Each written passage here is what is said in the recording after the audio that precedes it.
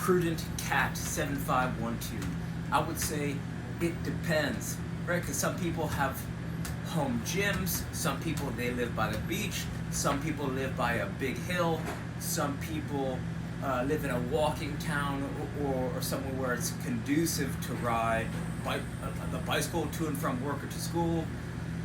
Some people have nothing around them for miles, right? Let's say you live somewhere rural, so you got nothing. You just have farmland, right? So being aware of what's around you, what can you use, what tools can you invest in, right? I mean, something so simple as just keeping a ball with you everywhere you go, so you can get more touches. The more touches you get, more mistakes, more learning. Just juggling, dribbling, playing perpetually. Muhammad Ali, he trained all day, 6 days a week, shadow boxing, speed bag, heavy bag, sit-ups. It was rotating through exercises throughout the whole day as much as he could. So another tool that's great for home training is an SKLZ solo kick trainer. You could do it inside the house, and it's nice because you know you're not gonna break something. Right, you won't break something inside the house. You can keep it quiet if you want.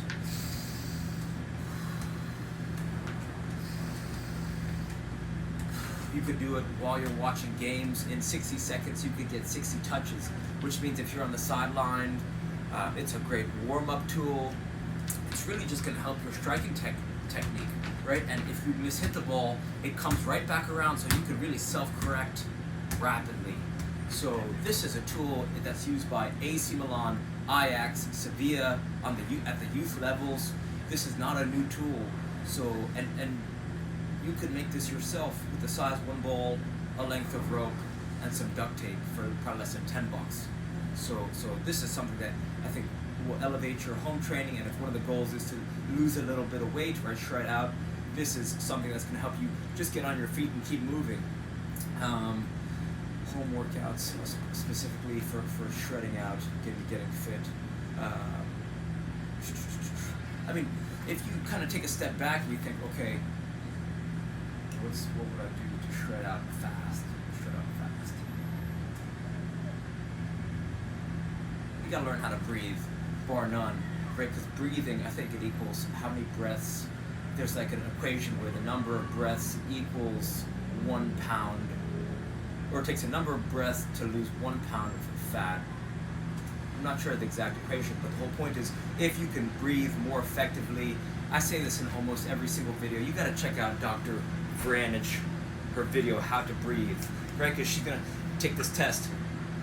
If you take a deep breath and your shoulders go up into the air, right? If your deep breath looks like this, right? If you go and your shoulders go up, then you want to learn how to belly breathe.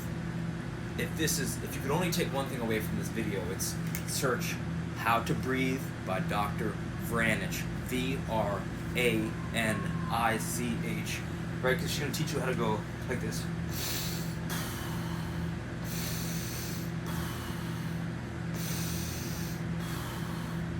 Her technique, not only will it effortlessly improve your endurance and stamina because the energy, right, breathing with your upper back and shoulders uses a lot of energy.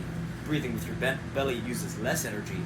So you're just by this simple little change, you're going to have more energy. It's going to improve your endurance and stamina. It's going to help you recover faster after you really tax your body through sprints or something like that. It's going to help you stay calm in high pressure situations on and off the field. It massages, right? This belly breathing technique massages your internal organs. It takes pressure off your spine, your spinal column. So for all those reasons, this is the one skill that I wish I could go back in time and just learn sooner, because it's gonna change everything in your life for the better, in my opinion. So just test it, right? Test it, right? Take a deep breath in. Right? Most people, not just soccer players, most people haven't learned this breathing technique because it's not widely taught. Just a lot of people don't know about it. So give it a try and just see what happens. Number 2 is an RMT rope. Right, it's probably one of the most, especially if you're trying to, shred out a little bit and get fitter for soccer, football. If you're not, right, so it's a variation of a jump rope, right? Because jump ropes you jump through. RMT ropes allow you to, they encourage your spine to bend and twist. They also help you learn flawless running mechanics, right? Because when you have the ropes in both your hands, not only are you working both sides of your brain, but it helps you get into dynamic balance. So it helps you develop your balance in different ranges of motion. You could get up on your toes, on your heels, outside of the feet, insides, one leg balance, one leg toes. You can work your shoulders, right? Full range of motion in the shoulders. You can do it in a lunge position. So you're really there's just so many things that are happening at the same time that it's hard to put it into words. You have to feel it, right? You gotta feel it. Search RMT rope, David Weck, W-E-C-K, to learn more info. He says that if you could only learn one rope flow pattern, you want to learn the alternating underhand sneak, and it looks like this, right? So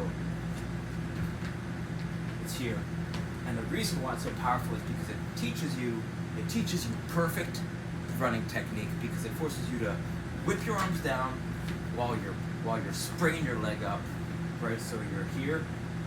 So this is what it looks like, right? So you see how whip your arms down and popping that knee up. So the way you learn it is go underhand swing, which is the opposite direction, right? Most traditional jump rope, you start from behind and swing forward to jump through. This way, underhand swing, you go in the opposite direction, and then you wrap your arm around the back, and you can grab your bicep, and then you slowly slide your arm down to your wrist, and then you grab both handles, and then from here you go double behind the back, and then from double behind the back you want to drill this over and over and over. It took me 3 days of drilling this one exercise. Whenever I had an opportunity, you drill this over and over and over, and then once you drill this, once you internalize it, you're going to be able to go from here, and then it goes from here to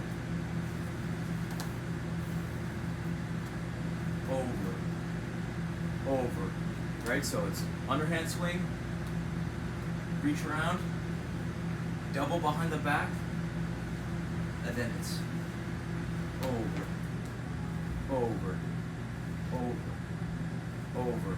and I promise you, right? If you could only take, if you try that breathing video and you change your breathing and you have success there, then I promise you, if there's the second thing if there's only 2 things you can take away from this video, this one, I promise you, it'll change your life, because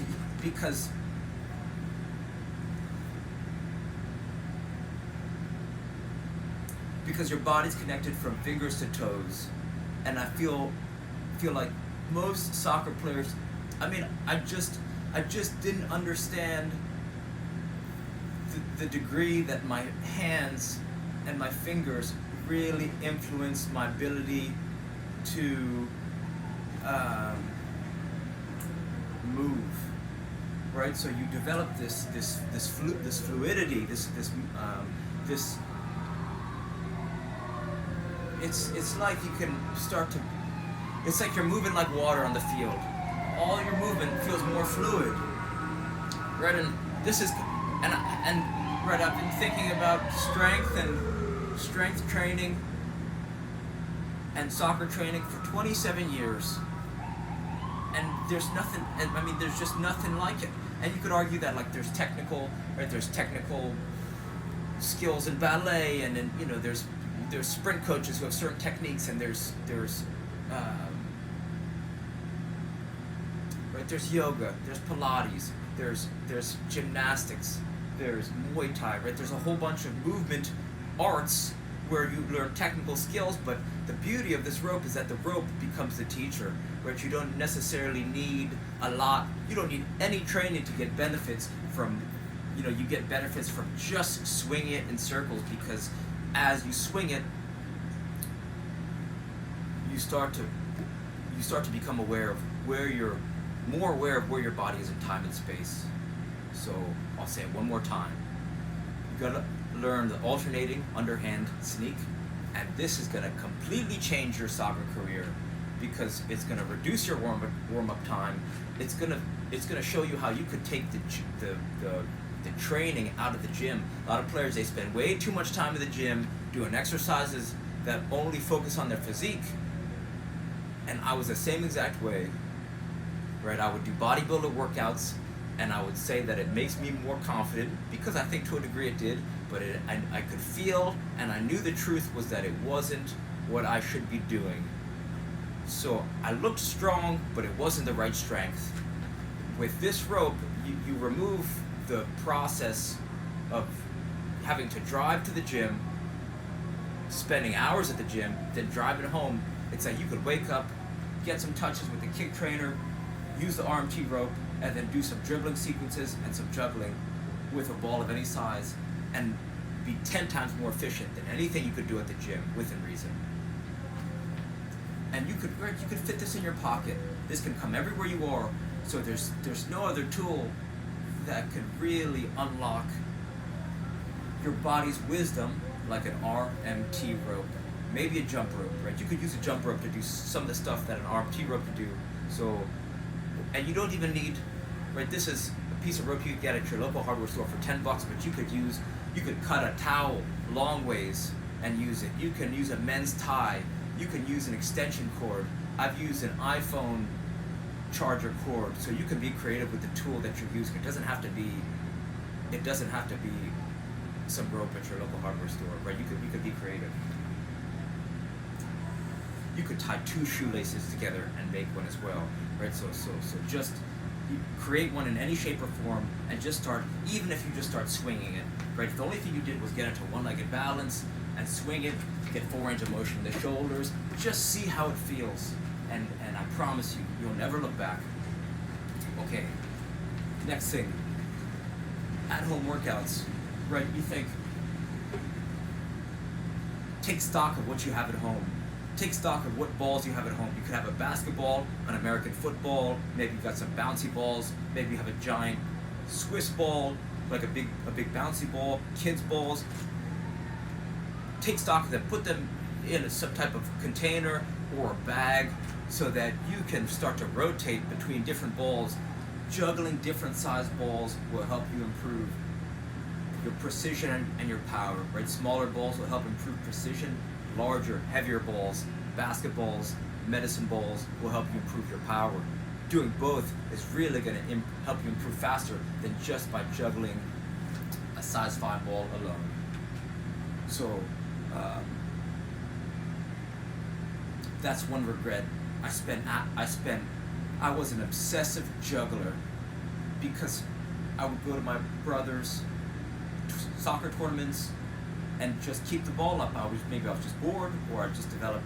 At some point, I became decent at juggling, and I spent hours juggling. But I could have improved faster if I would have just juggled different size balls. So rotating the size of the ball, either every other day. You could change the size of the ball. One day use one size ball, next day use another, or you could rotate them within a training session, right? You know, when the ball drops, switch balls. Ball drops again, switch balls.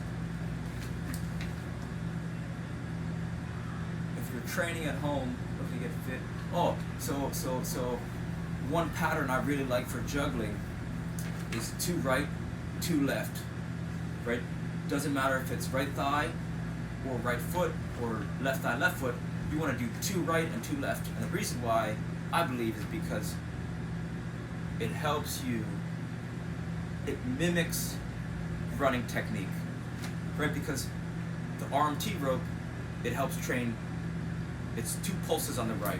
So when you run, it's 1, 2, 1, 2, 1, 2, 1, 2. With the RMT rope, same thing. Alternating underhand sneak, it's 1, 2, 1, 2, 1. So 1, 1, 2, 1, 2, 1, 2, 1, 2. So I try to translate that into the kick trainer. So I go from arm T rope to kick trainer. 1, 2, 1, 2, 1, 2, 1, 2. Right into juggling. 1, 2, 1, 2, 1, 2, 1, 2. Or with the feet. Let's see how many feet touches does he have.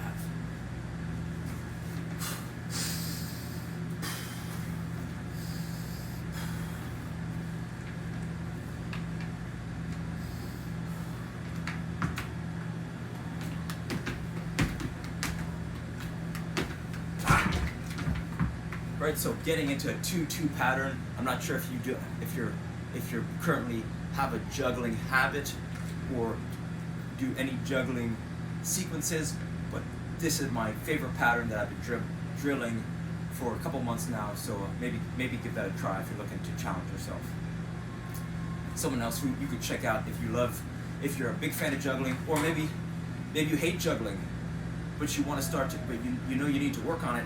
If you're looking for some inspiration, someone who I look to for inspiration is on Instagram _ty.fitness_. It's _ty.fitness_. He's got some of the most beautiful juggling rhythmic patterns that you'll ever see. So they look intimidating, but you got to scroll all the way down through the feed and start from some of his beginner, or some of the earliest patterns, and you could work through the progression. And I think that would also be a great challenge. And then you could see, right, he rotates between tennis balls and just different size balls. So I think that's like a rule in my mind. Rotate different size balls when you're juggling and dribbling. Okay, last part. Okay, sequences. I'm not sure if anyone's ever suggested or taught you some dribbling sequences, but here are some of my favorites. The first dribbling sequence is one I learned maybe at 6 or 7 years old. It's called the Tom Turnbull dribbling sequence. It looks like this. You go outside, outside, inside, outside, inside, outside, outside, inside, outside, inside, outside, outside, inside, outside, inside. The reason why this is so effective is because it helps you, saying it out loud, helps you internalize, right? It helps you develop a mind-body connection. And why it's so powerful, dribbling sequences are so powerful, is because they're rhythmic patterns. They help you develop an awareness with the ball faster than, well,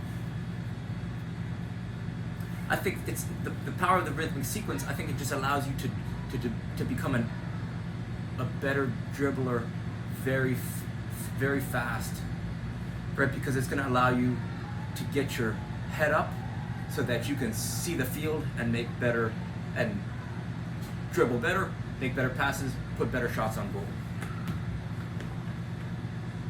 And you'll notice it's hard for you to say something out loud and write something different, right? Like me personally, if someone says a word and I'm trying to write it down, if I'm in tune and I hear either the word or it's like hard to not match your actions with what you're saying as you're saying it.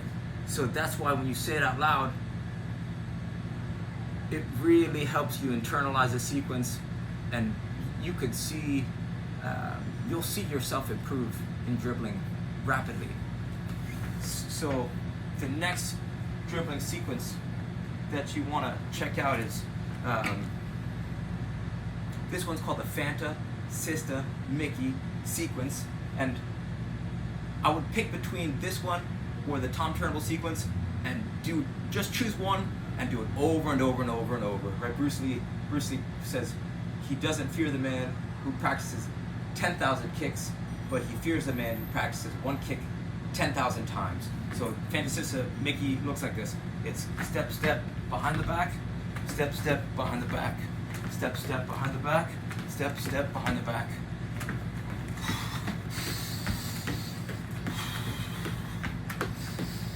And why this one I really like is because I've noticed it helps you pivot on the ball and change direction in a very elegant way, right? Because as you get smooth with it, right, you get into a nice rhythm. You go from here to here. You go here, and then it's right. You could do a 360, very smooth, and then back the other way, right? So it's this pivoting motion. It's the pivot that you unlock as you master the sequence. So whatever one looks more, whichever sequence resonates with you more, choose that one and practice 60 seconds a day. So 60 seconds a day dribbling, those are the questions. Can I practice one of these sequences 60 seconds a day? Can I juggle with a different size ball for 60 seconds every day? Can I invest or make an RMT rope by David Weck, that's W-E-C-K? Can I invest or make an SKLZ solo kick trainer, that's $26 on Amazon? And then can I learn Dr. Vranich, V-R-A-N-I-C-H, belly breathing technique? I would say maybe a close fifth is, if you're looking, especially if you're looking to shred out a little bit and get fitter in an effortless way, starting the day with a 60-second jump into the shower for 60 seconds, cold shower, right? Maybe you go room temp, right? Start to go cooler and cooler and cooler over time, and before you know it, once you let that cold water hit you and be able to breathe as right, first time you get into it, it's going to jack your it's going to increase your heart rate, right? It's going to jack up your nervous system, so you want to try to breathe, relax, as even though you're in this fight or flight situation, right? You're going to want to jump out the shower, but you want to start to breathe and train through that, and this is also going to help you stay calm. And it's going to also shred you out, because it's like an effortless workout. All the cells in your body are getting cold, so they try and warm up, right? They're going to try and warm you up. So this is like an effortless workout, and I swear, days that you start with cold showers, I just feel like the days that I start out with cold showers, they make them better. Lastly, this is the last part of the rant. If you search, there's a conversation between Charles Poliquin, that's Poliquin, and Tim Ferriss. This is probably one of the best conversations you'll ever hear on strength training at a high level,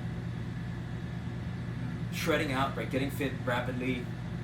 There's actually two conversations. Both are just timeless. Both are timeless. And Charles Poliquin, not only is he